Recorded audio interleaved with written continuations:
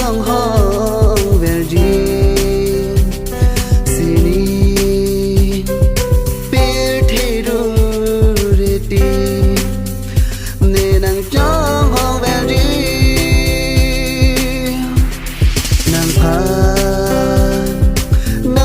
Nangchonghong Verji Sini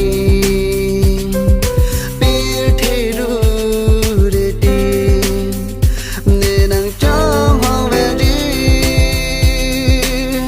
Nang chelo tame hama charne tung pen som palong kata me nang ne tung pen tali che tong lo nang rani sila dak soma pilbi nang phane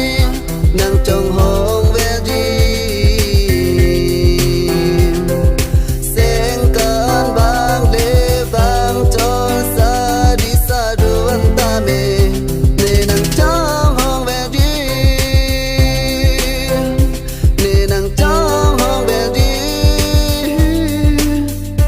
ne Nangchonghong Verji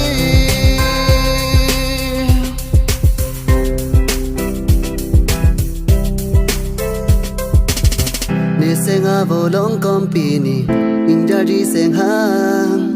ha sing ring kirir bidubli bibena son rani sini ria phan kalila ne kang hon ne senga volong company injari sengha ha sing ring kirir bidubli bibena son rani sini ria phan kalila ne kang hon nang chelo tame hama charne tung pen som palong kata me nang ne tung pen tali che tong lo nang rani sila dak soma pilbi nang phane Nangchonghong Verji seng kan bang le bang chol sa di sa du an ta me ne Nangchonghong Verji ne Nangchonghong Verji ne Nangchonghong Verji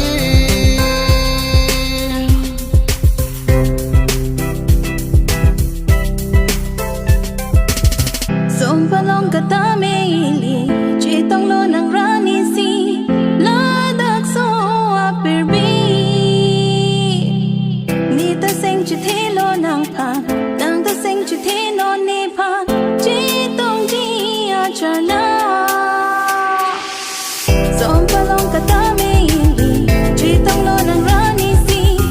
ladak so apirbi ni ta seng chithe lo nang pa nang ta seng chithe no ne pa chitong di achana nang chelo tame hama charne tung pen som palong kata me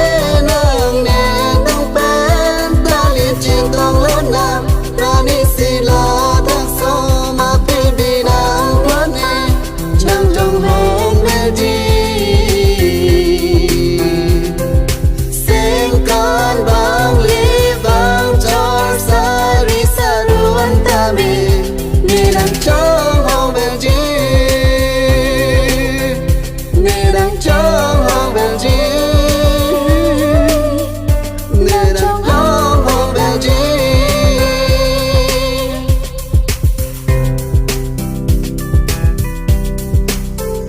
ne Nangchonghong Verji Nangchonghong Verji